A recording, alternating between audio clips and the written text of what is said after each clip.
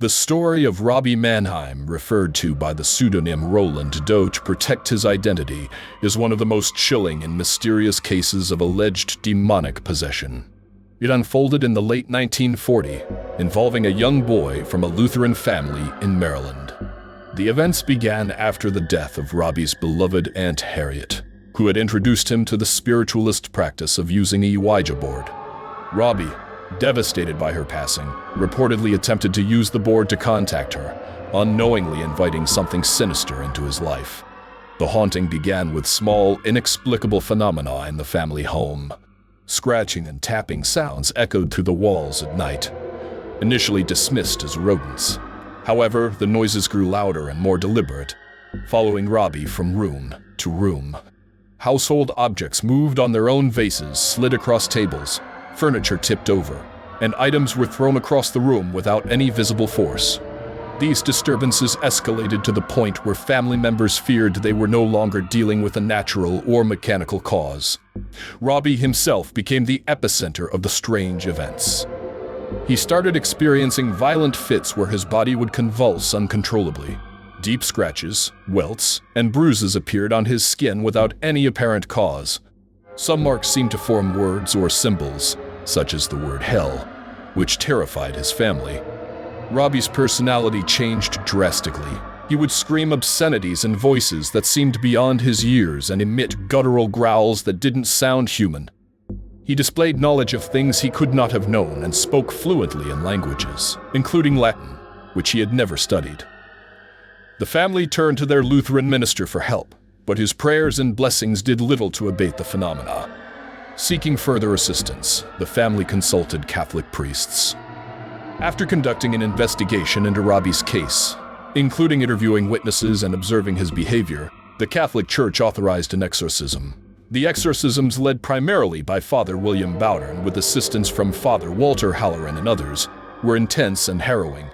They began in Maryland, but were later moved to St. Louis, Missouri, where Robbie's extended family lived.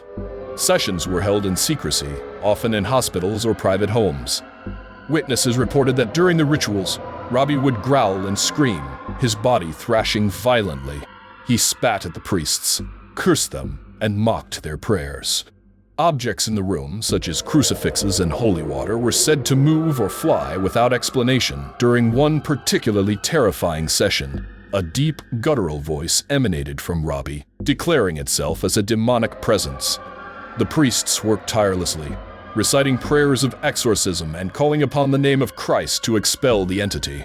Robbie reacted violently to sacred objects, especially when holy water was sprinkled on him or when a crucifix was pressed to his body. On several occasions, he broke free from restraints within human strength, requiring multiple men to subdue him. As the exorcisms progressed, the phenomena reached a crescendo. Witnesses described seeing Robbie levitate off his bed, objects flying across the room, and unnatural changes in his voice and demeanor. During the final exorcism, Robbie's body convulsed violently, and he screamed in a guttural voice. Then, abruptly, he sat upright, calm for the first time in weeks. According to the priests, Robbie proclaimed, Satan is gone, and he described seeing a vision of the Archangel Michael, who had banished the evil presence following this final session. Robbie was reportedly free of the disturbances. He returned to a normal life, eventually growing up and leading an uneventful adulthood. The Catholic Church documented the case, though much of the information remains classified. The priests involved, particularly Father Bowdern, maintained that the exorcism was genuine and that Robbie had been possessed by a demonic force. However, Father Halloran, who was younger and less experienced, admitted years later that some details might have been exaggerated over time.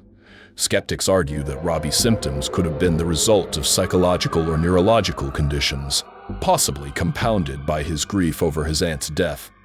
Others suggest that the entire series of events was a hoax perpetuated by Robbie and his family. Despite these theories, many details of the case remain unexplained. This haunting case inspired William Peter Blatty to write The Exorcist, which was later adapted into the iconic film. While fictionalized for dramatic effect, The true story of Robbie Mannheim serves as a chilling reminder of the unknown forces that may dwell beyond the veil of reality. Enjoyed the content? Make sure to hit that like button and subscribe to the channel. Your support helps us bring more awesome videos your way. Don't forget to click the bell icon to stay updated with all our latest uploads. Thanks for watching.